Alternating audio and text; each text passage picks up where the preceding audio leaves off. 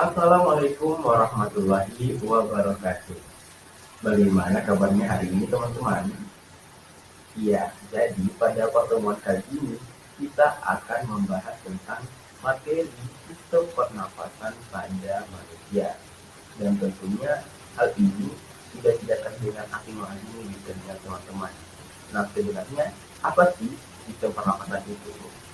Ya, jadi teman-teman, sistem pernapasan itu atau sistem respirasi adalah sistem biologis yang terdiri dari organ dan struktur-struktur lain yang digunakan untuk pertukaran gas antara oksigen dan karbon dioksida. Nah, sebenarnya apa sih fungsi dari sistem pernapasan itu?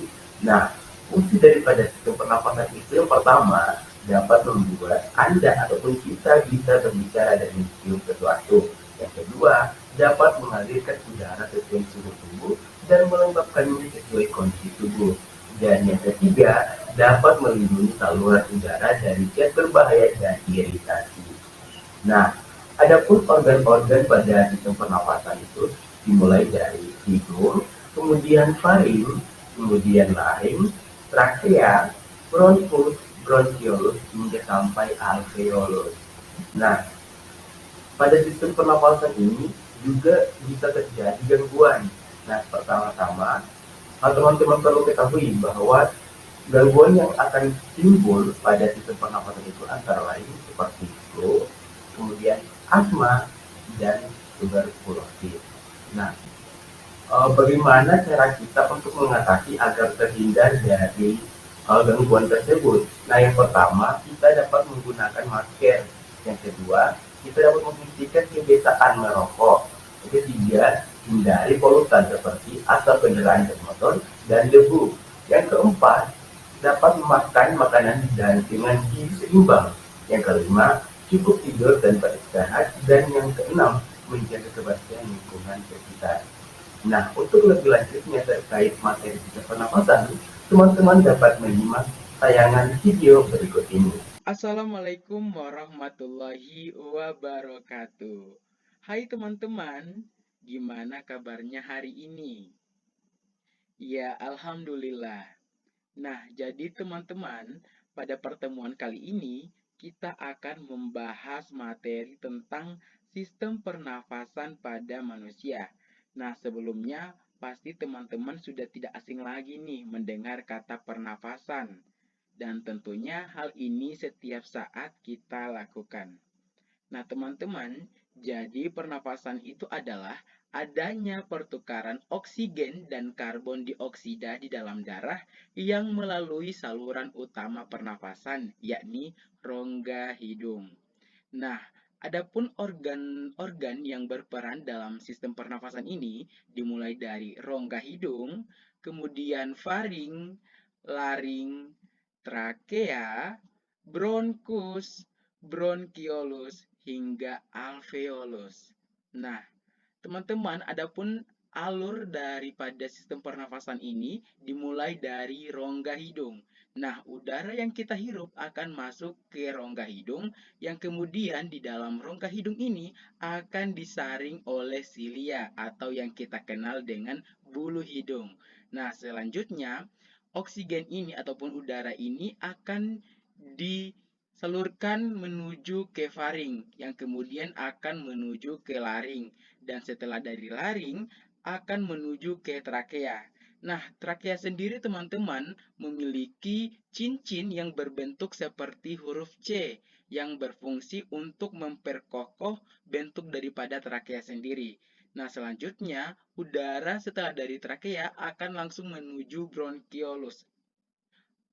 Nah, bronkiolus ini memiliki eh, merupakan cabang daripada bronkos. Nah, dari bronkiolus akan langsung ke alveolus. Nah, pada saat udara yang kita hirup sampai di alveolus, nah, oksigen ini akan melewati dinding kapiler darah. Selanjutnya, darah akan mengedarkan oksigen ke seluruh tubuh. Dan setelah itu, darah akan membawa karbon dioksida dari alveolus akan kembali ke tenggorokan hingga sampai dikeluarkan melalui rongga hidung kembali. Nah, teman-teman, adapun mekanisme pernafasan manusia. Nah, pernafasan pada manusia itu dibagi atas dua fase. Yang pertama, fase inspirasi atau pengambilan udara atau yang kita kenal dengan masuknya udara ke dalam tubuh. Yang kedua adalah fase ekspirasi, teman-teman. Nah, fase ekspirasi ini yakni kita kenal dengan keluarnya karbon dioksida dari dalam tubuh. Nah, untuk pernapasan berdasarkan organ yang berperan, ini juga terbagi atas dua, teman-teman. Nah, pernafasan dada dan pernafasan perut, teman-teman. Untuk pernafasan dada sendiri, teman-teman, yang berperan di sini adalah otot antar tulang rusuk. Nah, untuk pernafasan perut, ini yang berperan adalah diafragma. Nah, selanjutnya teman-teman, untuk mekanisme daripada pernafasan dada, untuk fase inspirasi atau masuknya udara ke dalam tubuh. Apabila udara yang masuk ke dalam tubuh, itu tulang rusuk kita akan mengalami kontraksi. Nah, dan volume daripada rongga dada ini akan membesar.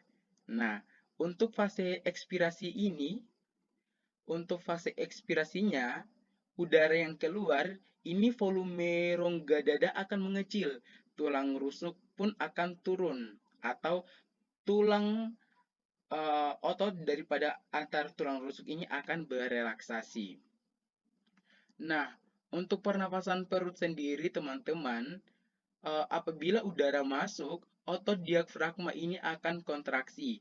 Nah, diafragma mendatar, volume rongga dada akan membesar. Nah, untuk fase ekspirasi sendiri, ini otot diafragma akan relaksasi, otot perut kontraksi. Nah, diafragma akan melengkung ke rongga dada dan volume rongga dada akan mengecil. Nah, sekian materi kita, pembahasan kita pada kesempatan ini. Lebih kurangnya saya mohon maaf.